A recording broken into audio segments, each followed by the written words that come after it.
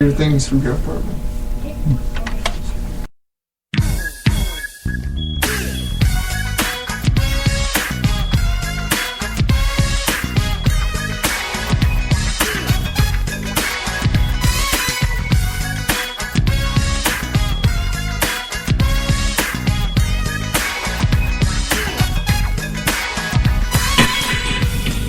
This is the Bax Grant Sports Show presented by Sports Radio America. I'm Bax. And this is Grant. The madness.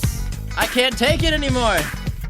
It's a little ridiculous, Grant. Well, it's Friday, first of all, so the madness of the school week is finally done. Praise the sweet Lord Jesus on high. I feel like we should sing Amazing Grace and Kumbaya and every other song, basically. But this is the Bax Grant Sports Show. We are super excited. It's a Friday edition.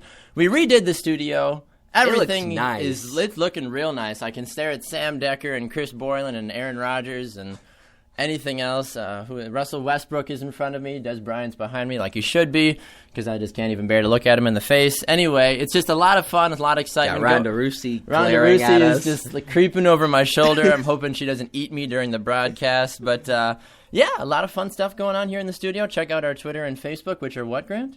Our Twitter is at BG Sports Show. You can also find us at Facebook at the Bax Grant Sports Show. And if you would like to email us any suggestion, comments, or concerns, you can email us kindly. Look at you. I know, I'm so nice. What is the email, though? You never got to it.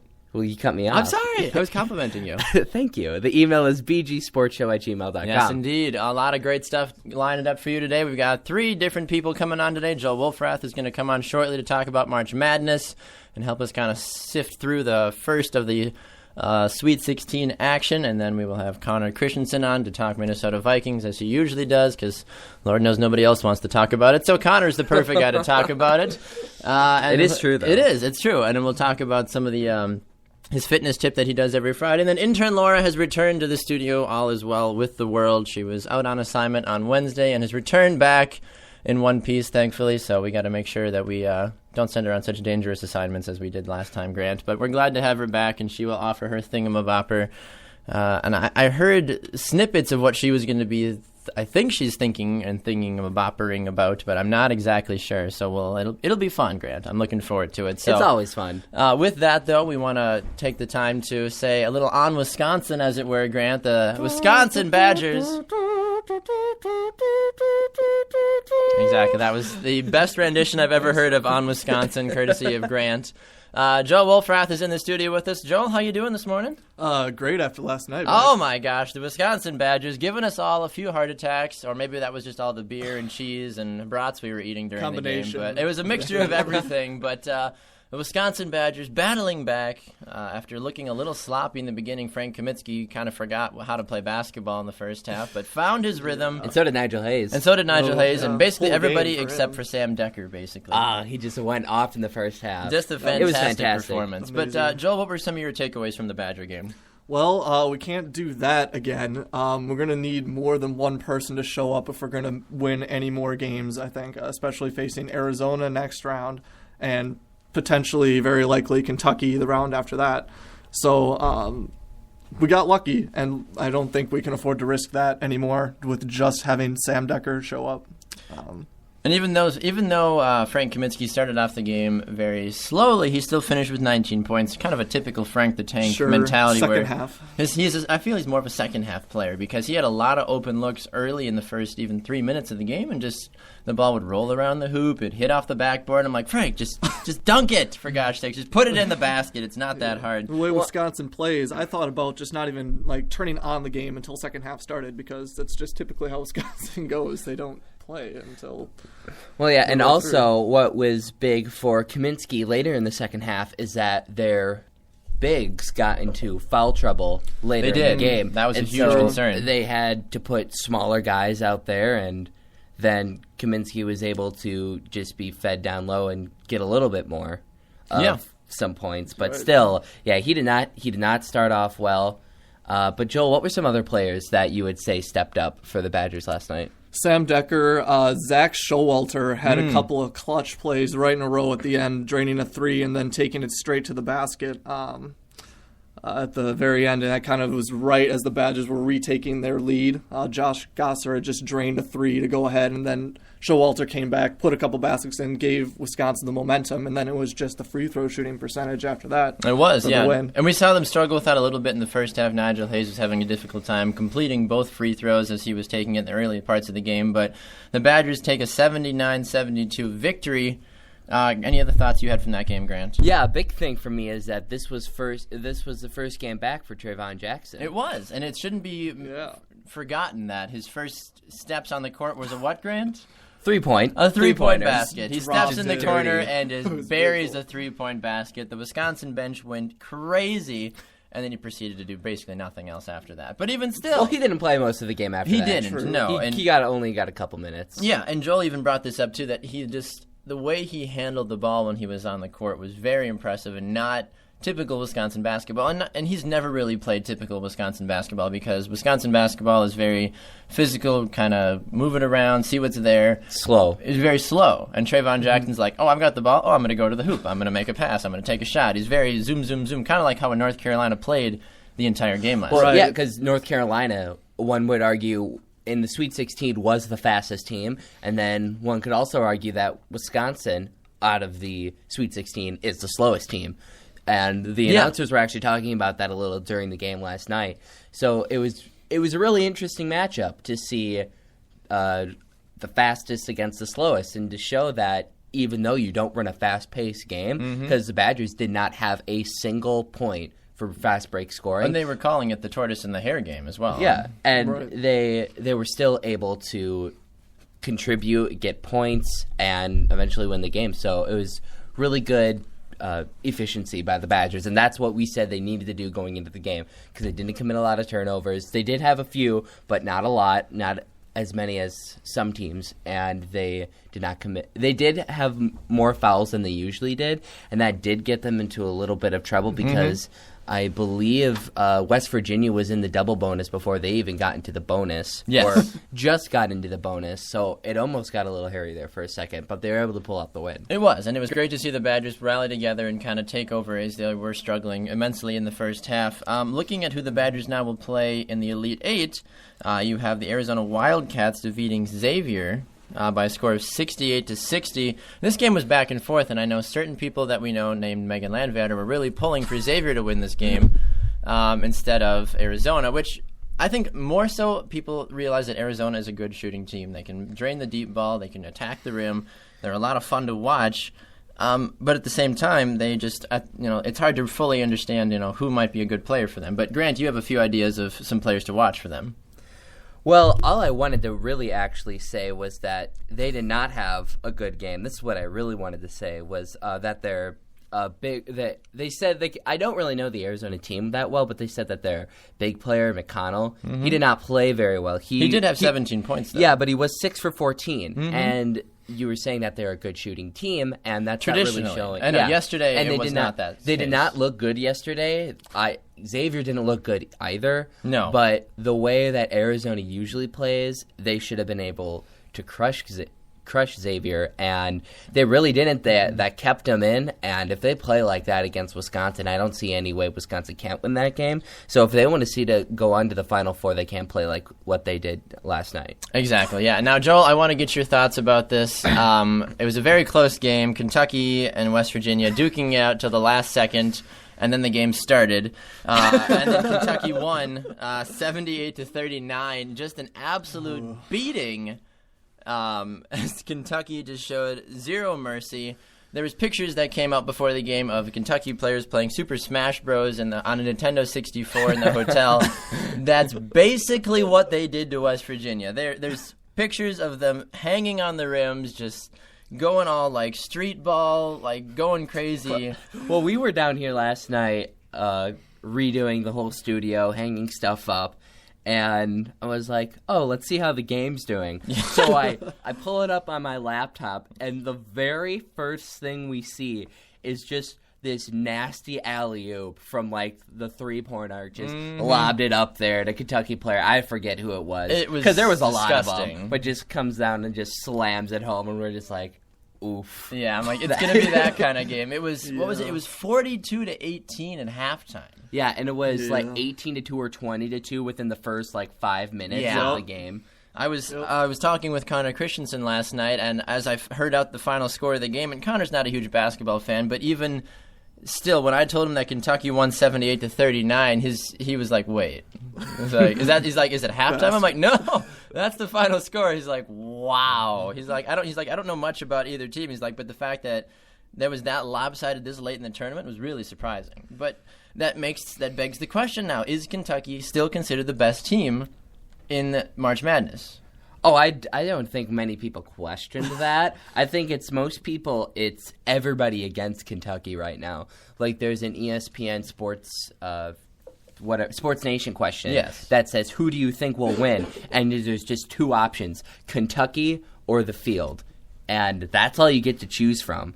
So a lot of people are rooting for Kentucky. Because before the season,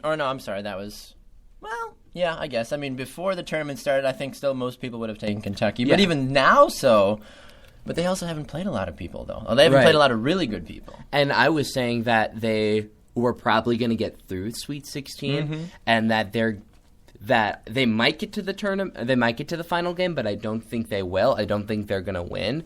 I think they might get upset, but with that victory, that puts a little more of a beastly light on them, and other teams are going to say, they're going to point back to games like, I keep on bringing up, like LSU and Louisville, and say there's their weakness. And then Kentucky can also point to this game and say, yeah, so this was a fifth-seeded team, but fifth seed, it's not too low, and we still absolutely crushed them. That's true. That's very true. Speaking of a good old-fashioned crushing, the Notre Dame Fighting Irish taking an 81-70 victory over Wichita State. Joel, what kind of stood out for you in this game? You were making fun of me because I play the Daily Bracket App Challenge, and I had Notre Dame, and I right before the game, I got a feeling. I got more than a feeling that Wichita State... You need more cowbell? I need more cowbell. That's exactly what it is. I wish we had our cowbell in the studio right now. But I was like, Wichita State's going to win.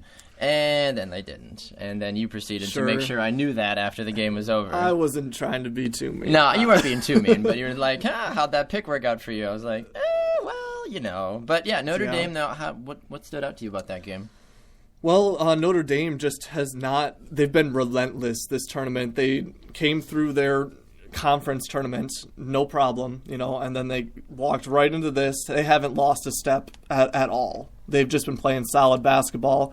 I just didn't see Wichita State as a competitor. I didn't know, I guess, too much about them prior to the game, but Notre Dame's got what it takes to go all the way. They can beat Kentucky for sure if they play That'd their be fighting game. Words. Hey, they could do it. They could do it. You think if anybody could, it would be them? You think they're one team. Who has a better chance, Notre Dame or Wisconsin, to beat them? I feel because more than likely they'll both get a shot at it. Right. I'd love to see them both have a shot at it. Well, I think. Close. Well, on ESPN they were saying that Wisconsin was probably the best team to take them down, but I still feel like after the way they played last night, though, I feel like Kentucky could just do terrible things to them. Yeah, that's the thing, though. Wisconsin needs to show up. That's always been Wisconsin's thing. They have the pieces there. It's not like they're not there. They just have to show up. And set the pace of the game. Right. Especially against Kentucky. But then also with Notre Dame, Notre Dame has just hit a nice hot streak going at the end of the season. They weren't going to be seeded very high. We were thinking they were actually going to be seeded around 7 like Wichita State. But then they actually come out and finish the end of the tournament well and get the 3 seed, and they had no problem. Which is rightfully so. Yeah, they had no problem against Northeastern. Butler, they did take to overtime, but that shows tenacity. They were able to beat Butler in overtime, and Butler's not a bad team. No, definitely not. And now at Wichita State, we've been talking, Wichita State is a March team, yep. And they took it to Kansas. They did, literally and figuratively, because they're from Kansas. Ooh, anyway. Wordplay. Ha! And they're not in a very hard conference, and so they haven't been tested a lot. It's but true. Then they come to the tournament and do extremely well, and to beat a team like Wichita State, which I know I was picking actually because I thought they were able to pull out a win because 2 years ago they made it to the Final Four. Yeah, and we were concerned about that too, though, because we had this conversation saying, look, Wichita State, well, it was last year even, they went undefeated, or they lost one game in the 35. No, they went undefeated in the regular season. They went undefeated in the regular season, and then they got to the tournament, and they were given a 1 seed, and everyone was like, why are they a 1 seed? They don't play anybody. And then, rightfully so, they got knocked out relatively early in the tournament. So, you take that for what it's worth. Looking forward to tonight's games very quickly before we let Joel go. Unbiased aside, on all of that side, UCLA versus Gonzaga. Joel, who wins that game? Gonzaga. Grant? Oh, Gonzaga, no yeah, problem. for sure. You don't think UCLA is going to...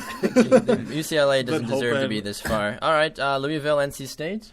I like Louisville still. Okay, Grant? Yeah, Louisville, they're a solid team. I've been saying it the entire time. We've been saying it. They're a March team. Yeah. But remember the last time we said that about a March team? They lost by 11 points, so I'm hoping that doesn't happen. They're a March team. They played Kentucky. They played Kentucky the entire season. That's true. And okay. they know how to handle them. Okay. I can hear Megan Landvatter somewhere saying, NC State for the win. Be like, stop. Don't do that. It's not going to happen. That's like her upset at this round. She's like, that's going to happen. Be like, maybe not. All right, Utah and Duke. I think Duke is going to keep rolling, in all honesty. I think Duke will win, but I think they're going to have a problem in the next round because I don't think they're going to make it to the Final Four. And I've been saying that because I think Duke is It's going to be Duke, overrated. Michigan State potentially, right? Or Oklahoma, I guess. But I think Duke was a little overrated, I know, because they did end up losing to Notre Dame in the tournament. I believe, was it the quarterfinals they lost to Notre Dame? They lost to Notre Dame, yeah. Yeah, so they have the weakness, and I know you could also make the same argument for Wisconsin, but Wisconsin did win their tournament. So I think that Duke was a little overrated, but I do think they're going to win this game. Yep. But if they play Michigan State, that's a solid team, or Oklahoma, I think both of them could take care of them. Yeah, they'll actually play the winner of UCLA or Gonzaga. Gonzaga, which it'll be Gonzaga, in the basically. Final Four, they could potentially reach them in the Final Four, which would be a Duke Michigan State. Well, they put them together, so I know it's ESPN's fault on the app. They don't know what they're doing. All right, final thought: Michigan State, Oklahoma. I've got Michigan State winning this game. I have Michigan State. Agree. Michigan State. All right, it's unanimous all around. Well, Joel, thank you so much for stopping by. We appreciate it. We hope to have you back next week as we celebrate another Badgers victory. So, once again, Joel Wolfrath stopping by, our local Badgers expert. Don't tell Megan Landvatter we said that. And we will see you again next week, Joel. Thanks again for stopping by. Sounds great. All right, go Badgers. Have a good one. All right, we're going to take a fast break. When we come back, Connor Christensen's in studio. We're going to talk about the Vikings because, like we said, someone's got to talk about them because, they don't pay us enough to talk about them. And he's got his health fitness tip for us, too. We'll be right back. This is the Bax Grant Sports Show presented by Sports Radio America.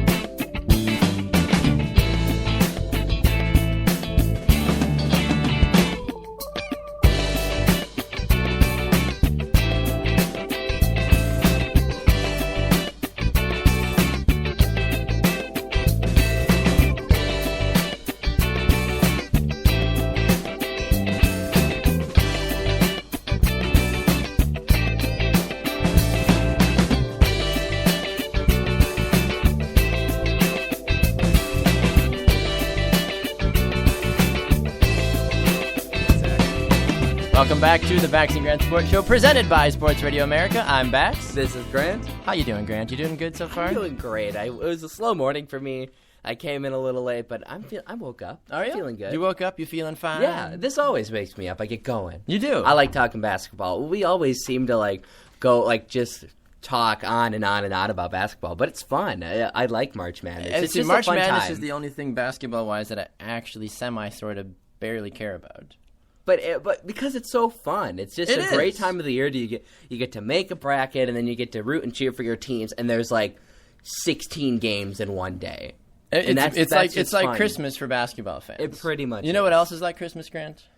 One of your transitions. Yes, it is. Like when Connor Christensen's in the studio. That's what's like Christmas to me. I just knew I'm gonna have to just. I know the way you are with my transition, so I'm just gonna set this one up and just make sure you can make fun of me because you always do. But anyway, Connor Christensen is here. How are you, Connor? Welcome to the studio. I'm good. How are you? Fabulous. We missed you on Monday. You were out on assignment, but we're glad you're back and feeling better, sir. Yeah, Monday was not fun for me, but thank you. You're welcome. We had a fun weekend and exciting times ahead for the rest of us. But so before we get into your health fitness tip, we have some Vikings/NFL stuff we want to get your thoughts on. The first thing we want to talk to you about is that the NFL is looking to expand their market and have games, kind of like what they have in London right now. They want to expand to Germany and to Mexico. Mm-hmm. I'm not really sure I don't know exactly how big the market is in Mexico. I know the Dallas Cowboys are huge because Texas is right by Mexico. I see a lot of Hispanics, even where I'm from in Florida, that have Dallas Cowboys gear on, which makes total sense. Whether they're from Mexico or not, I'm not sure, but even still, it seems within the Hispanic community, the Dallas Cowboys are Mexico's team, as it were, instead of America's team. Do you think the expansion of the international stage is a good idea? It's a good question. We all know that the support is there in London. They love the NFL over there. So those games always get sold out completely. They do. They fill Wembley Stadium, which is not easy to do. So I think that if you can fill the stadium, then by all means go for it. It's just I don't know how they determine where to go to have these games. Like, was there anything in particular that said, "Hey, let's do this in Germany because they're showing interest"? Or hey, I think a lot of it stems from London because the London has been popular. Germany, obviously, Germany and Mexico both huge on the soccer stage. They have those huge soccer-specific stadiums. Even if you remember back to the NFL Europe days, Germany had a few semi-pro or pro, whatever they were, the NFL Europe team. I think they do. It's not as publicized, though, because NFL Europe was a big deal for a while, and I know Germany had a few teams, and I even knew people that had an opportunity to play in there, but it's kind of died down now. But the stadiums, the venues are still there, so I think they probably say, well, if London's getting a few games, why not expand more? And obviously the NFL always looking to try to make more money. Like, if we can take it to a foreign market where we're not as well known. Why not? Yeah, exactly. You build the sport, you get more people involved, you never know. You can make it extremely exciting. And the thing with Europe is you can have it in Germany, and you can still have people who weren't able to go to the London game go to Germany. So I don't think you have a really big concern with the fan base because the continent itself, it's like with us in America going to another state. It's just with them, they go to a different country completely.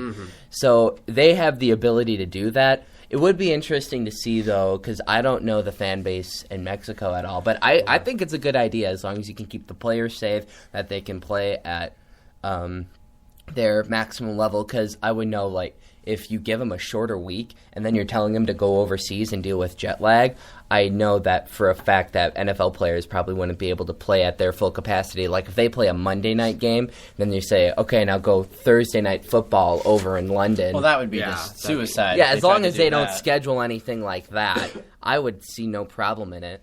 Yeah, no, I think the idea of it is a great one. I think that as long as the NFL continues to keep their brand, for the most part, in a consistent manner, why not branch out? There's always rumors of, well, maybe we want to put a team in London, or maybe we want to put a few teams over in Europe again.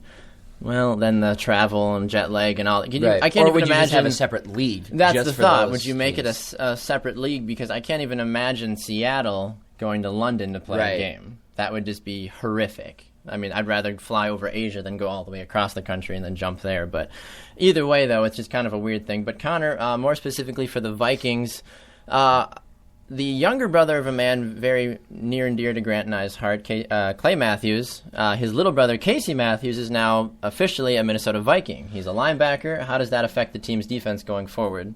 I think adding a talented young player will add a dynamic that the linebacker position hasn't seen in a while. They've had Chad Greenway. He's a 10-year veteran.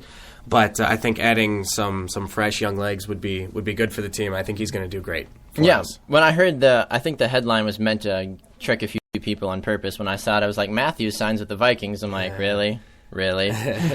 It's just one of those different days, and then I Matthews. click on it's like Casey. I'm like, oh, okay, thank you. I didn't just die for a second. I'm like, really? Clay Matthews just went to the Vikings, but no. Casey Matthews, a younger brother of Clay, spent a little time in Philly. Had a decent career. Didn't do a whole lot. He's not a bad linebacker, but he's not a breakout, prolific linebacker either. But hopefully, I'm learning from Mr. Greenway. There might be some solid production for them. You think he could learn from his brother, though. I mean, and his dad is, I think a Hall of Fame linebacker as well. So you'd think by now he would learn a little bit, but... Does he have the hair, though? That's a big question.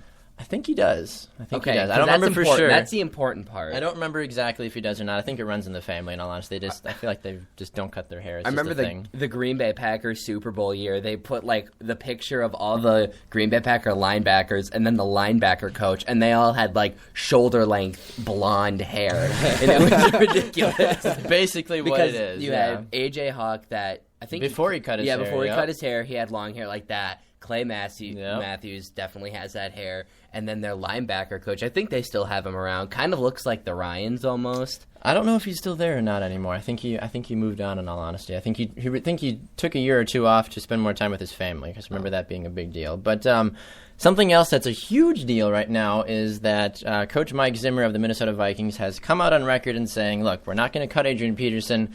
And now he said, we will not trade Adrian Peterson. Will not, cannot, won't stop, no party, no none of that jazz. Well, looking at what Arizona was going to give for him, they were going to take Peterson and a 7th-round draft pick for a 2-round draft pick. Now, none of that is official was the alleged. or rumored, but still, anything like that, I would say that's ridiculous. You need a lot more for Adrian Peterson, and I would even say he's not worth being traded at all. You can't give enough for Adrian Peterson. Yeah, the thought was that you'd have to give up numerous first-round picks or an elite player and a first-round pick, and no team was going to be willing to do that. You would have to give up way too much for him. Exactly. So now, Connor, that you hear that as a Vikings fan, as just a general Vikings follower, where do you think that sits with Adrian Peterson and his relationship with the organization and the team moving forward? Well, that is a tough question to answer. Adrian Peterson did not want to stay in Minnesota. He's made that perfectly clear, at least his agent has. Peterson hasn't really come out and said anything himself. That's what agents are for. Exactly. My agent does all my talking. You don't have your mom? Hi, Mom. Love you.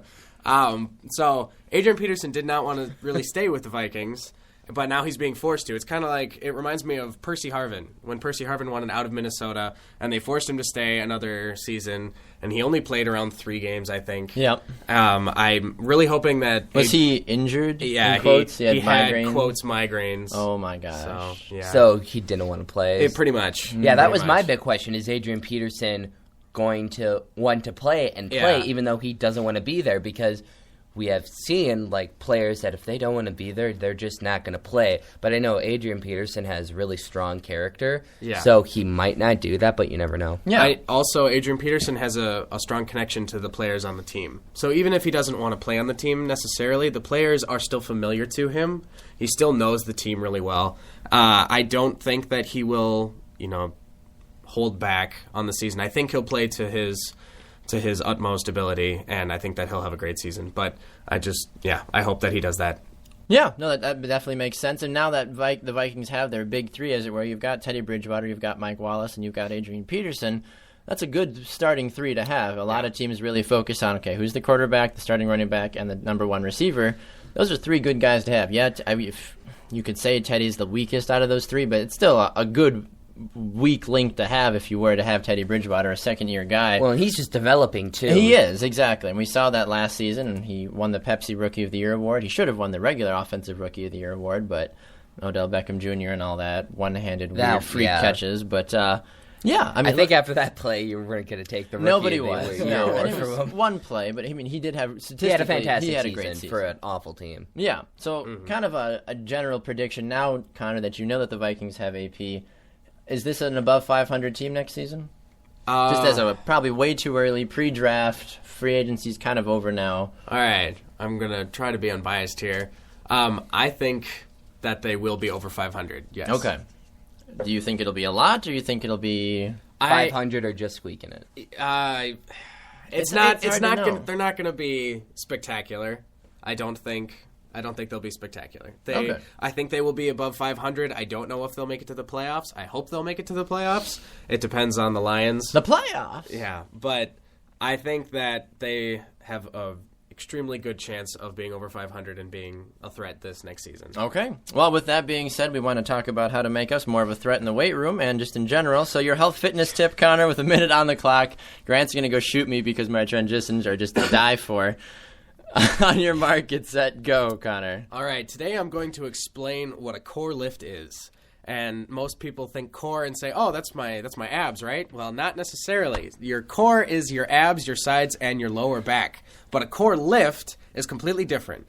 A core lift is any sort of weightlifting lift that targets multiple big muscle groups at once. So your bench press, which targets the pecs normally, but it also targets the shoulders, the back, the arms, and your squats, which target your legs and your legs. And then other things like pull-ups target your back, your arms. Those are your core lifts. Your deadlift, your bench press, your squat, your power clean. If you don't know what those are, go to bodybuilding.com and look those up. They will tell you how to do them. Could you post promotional videos for us on your Twitter and we could look at them? You mean... Anyway, continue. You would have Okay. to use his Twitter? Oh. If you're gonna do a workout, start out with core lifts and then get more specified as you go. So bench press first, pec flies second. All right. Pec flies and bench press. Those are two very painful but good things to certainly Yes. increase your Pec flies body. and I don't get well. We They don't don't get along. they don't get along? We don't get along well. Ah, they don't get I had to along think of well. English for a second. I try not to. That's why I'm in radio. Wait. I don't know. Anyway, Connor, thank you so much for stopping by. We appreciate it. We look forward to seeing you again on Monday. We have a good friend of yours, Rhonda Rusi, chilling on the wall now. It looks like she's screaming. I hope she's not coming to eat all of us because she's super scary. I think but, that was after she won Yeah, I the think- match. I think so. Looks yeah. like a celebration. I hope so. Anyway, I'd be super It's- scared even if she won. better Be than like, her you getting win! that. Be like, oh, wait, you... Oh, okay, sorry. But anyway, thanks for stopping by, Connor. Where can they find you on Twitter, sir? They can find me at, what is my Twitter? It's ConnorDC 126. There it is. All right, Connor Christensen, always a pleasure, sir. We will see you again on Monday for your Fight Corner. Have a good Thank weekend, you. sir. Yep, you guys too. Thank you. All right, Grant, it is time for your rant, sir. Are you ready? I am ready. Oh, good. The Grant's rant.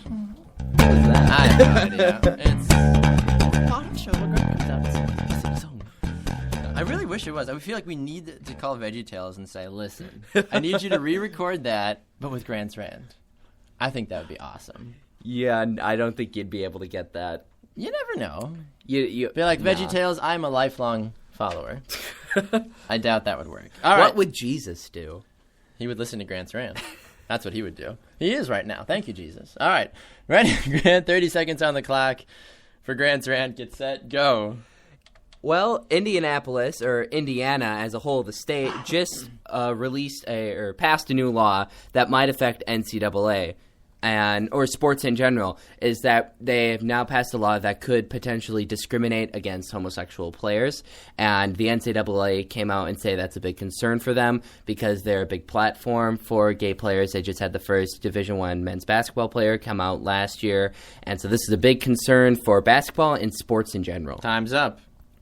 That's interesting. Are they trying to get the state as a whole is banning homosexual players? No, it just says the Indiana law will allow businesses to discriminate against gay people. It didn't really go in. It didn't give me like the exact segment or any of the details. That's just what it's been saying. But then there is big concern because the NFL has a big sports in general.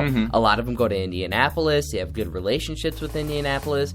But what player is going to want to be open and Probably not very many, no. yeah, so that it's a concern for the sports world. It really right now. is. Well, it's a sad state, unfortunately. Indiana was I kind of liked Indiana, but now I'm not so sure about that. All right, we're going to take a fast break. When we come back, Intern Laura is in the studio. Grant and I are going to touch on a little news in Major League Soccer and NHL.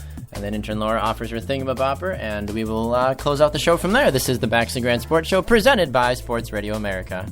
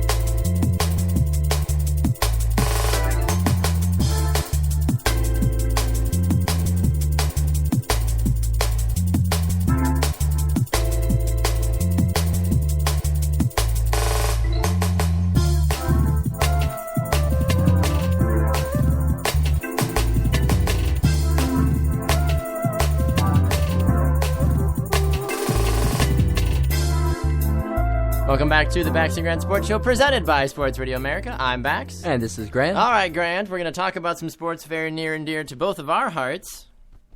Hockey. Woo! And football. Soccer. Go! Anyway, so Major League Soccer recently announced the expansion of their 23 teams. They were at 10 just a few short years ago, and now the league is up to 23. Yes, golf clap. That's lovely. Wonderful. Good for Major League Soccer. Anyway, they introduced Orlando City SC and New York City FC this season. Last year there was also Atlanta was granted an expansion franchise, and then Miami as well whenever the heck David Beckham decides to find a place to build his dang stadium. Anyway, I'm not bitter about that. Let's go, David. Come on. We want the stadium in Miami. I'm tired of having to drive all the way to Orlando if I want to go to a soccer game, for gosh Well, sakes. they're already building the biggest mall that's supposed to be bigger than the Mall of America that's going to have a ski slope in it. Well, that's just a Florida thing to do. It's like, we have a lot of money. Let's put a ski resort in Florida. Well, how would we have to do that? That would cost billions of dollars. Okay.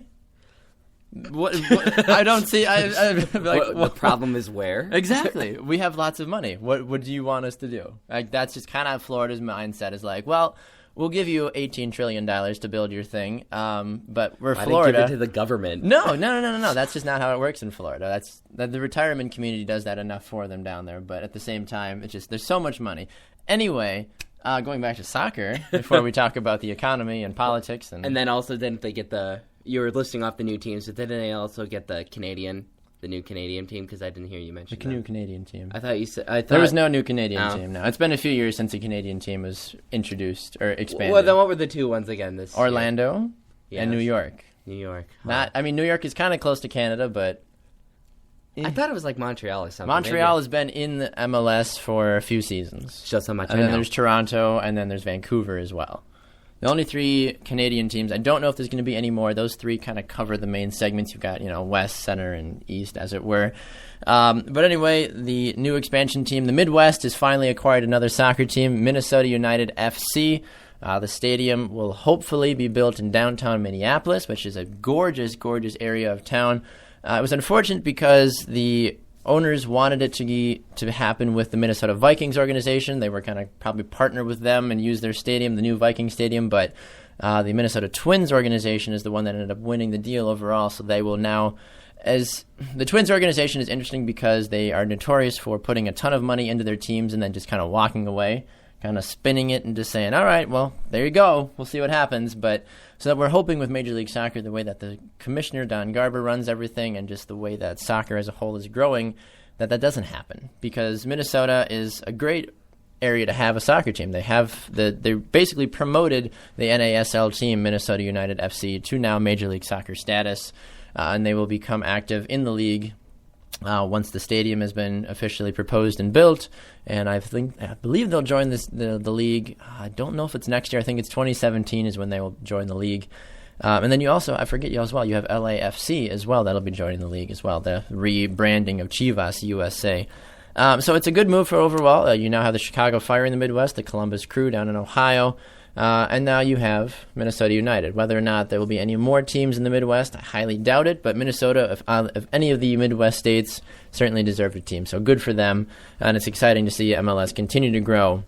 Growing now is a huge controversy in NHL, Granty. The FBI, who's probably listening, hi FBI, thanks for tuning in. We appreciate your viewership. What's going on with the FBI and NHL right now, Grant? Well, right now they're investigating into a problem that happened with the New York Islanders defenseman Nick Leddy. Somebody went on Twitter and actually got a picture of his driver's license and a credit card, put that in a picture, and then they didn't say what this person on Twitter said, but they said some offensive threat. So that Twitter page has been pulled down. It's suspended now, and the FBI are investigating. Nick Leddy came out, or whoever, the agent thing again, whoever represents him came out and said that his family is safe and he is okay and everything. Is it Nick Leddy or Nick Leddy? It's Nick Leddy. Nick Leddy. His first name is Nick. His last name is Leddy. Okay, because when you said his name is Nick Leddy, I'm like, that's kind of a cool name. Or the last name, I could see that as a hockey player's name, a soccer hockey player. Yes, that's what I'm thinking of. Well, he's a very popular Nick hockey player. Leddy, and he plays for the New York Islanders. Okay. Yeah, he just signed a 7-year, $38.5 million contract. My gosh. On the 24th of February. And he's only 24 years old. That's a lot of money. Okay, so, that's interesting to know that there's that kind of controversy going on. The fact that the FBI, we were looking up different things to talk about for the show, and you saw FBI, NHL. I'm like, what? Like, what's going on there? But hopefully this thing can be resolved quickly. Looking over now to the conference standings in NHL, Grant, there's been a few changes. Yeah, the Nashville Predators won last night. Pecorine got with his 40th win, was able to put Nashville up over the Blues now in the first spot.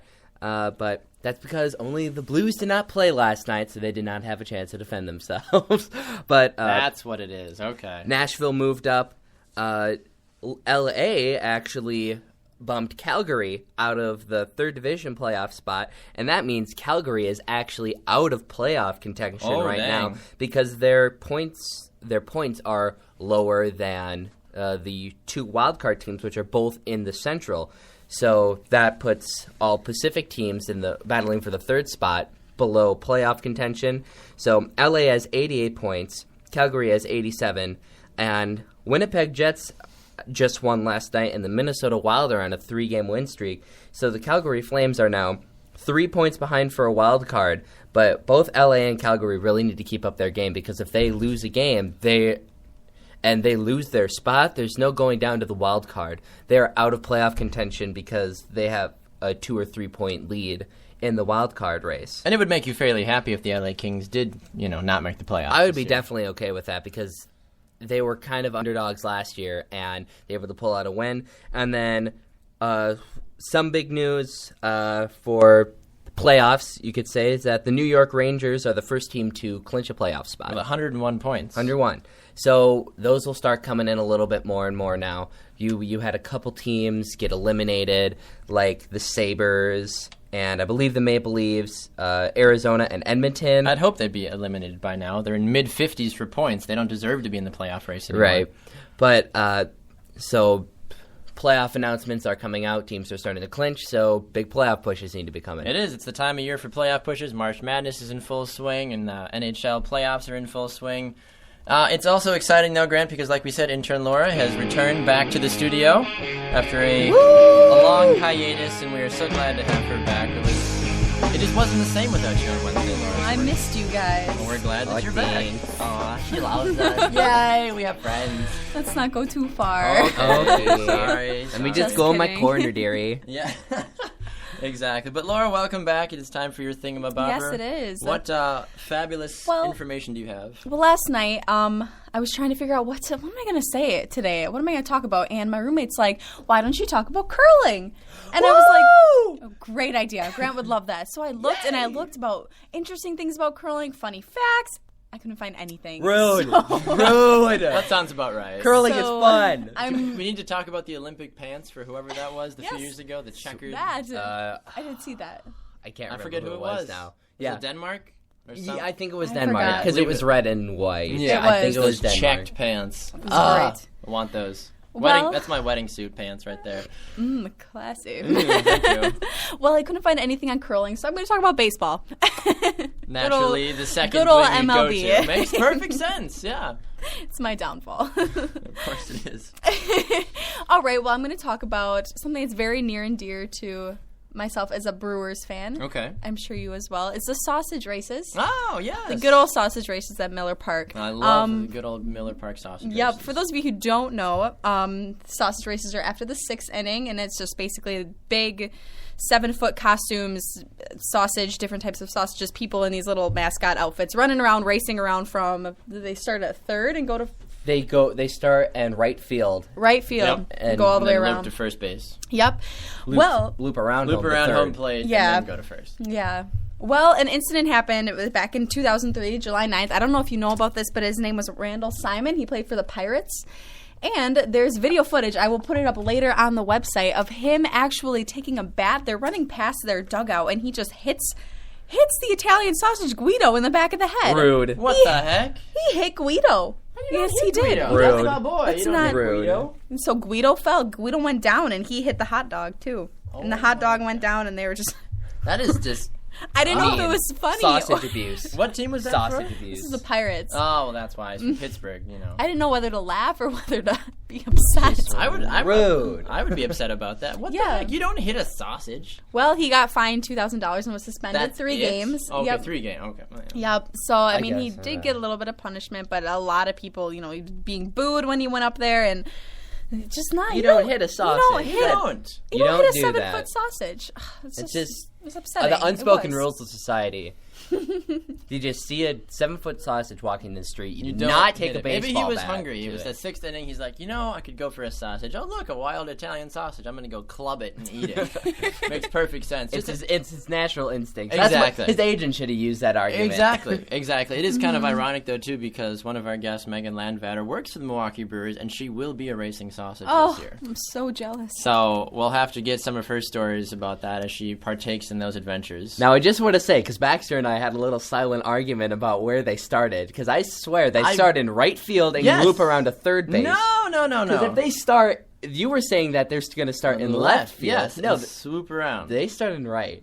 Pretty positive they don't. Pretty Wait. sure they start in right field. Left field, if you're looking So at if you're that's someone looking on the. at the yes, field it's here. Yeah, I no, they think- start on left Yeah. field. Yeah. nah. Yes. Nah. Yeah, because I remember they escape. They get out on the right side. Exactly. That's, on, Grant. definitely. They start on You're a Side. Cardinals fan. What do you know? They might switch sides then, because I swear I've seen them coming from the right field Maybe side. not. I don't know. We'll have to see. We'll ask Megan. Okay. Yes, when Laura posts the video later on Facebook, We we'll will have to take a look at it. Okay, well, Laura, thank you so much for stopping by. We appreciate you, as always. Any closing remarks for us before we send you off? No, it's just good to be here. I'm so happy. Oh, well, we're so happy when you're here.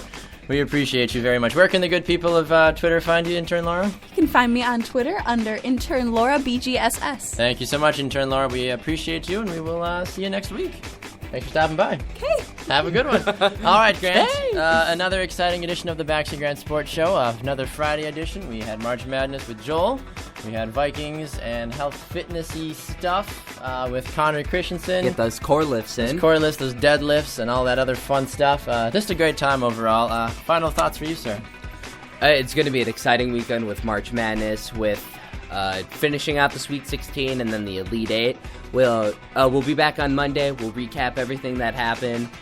Sorry if it's in a long section again. We just like talking about it. It's We love fun. talking about it. You got to give a little extra. We're very biased when it comes to NFL stuff, too, so it's nice to have a little something else dominate topic for a little while. Well, because there's the off season, we were just like struggling to find stuff to talk about. Something to talk about, and we finally figured it out. Thankfully, thank you, March Madness, Thank for you. saving us. That's just a fun time of the year. Hope you guys all enjoy it. Even though your bracket's probably destroyed, like Baxter and mine are just destroyed. Well, it happens. But anyway, thank you so much again for tuning in to another edition of the Bax Grant Sports Show. Remember, check us out on Twitter at BG Sports Show. Shoot us an email at bgsportshow@gmail.com. And don't forget to like our Facebook page at the Bax Grant Sports Show on Facebook. All right, for Grant Coppersmith and Intern Laura, I am Baxter Colburn. We will all see you again on Monday. Have a great weekend, ladies and gentlemen.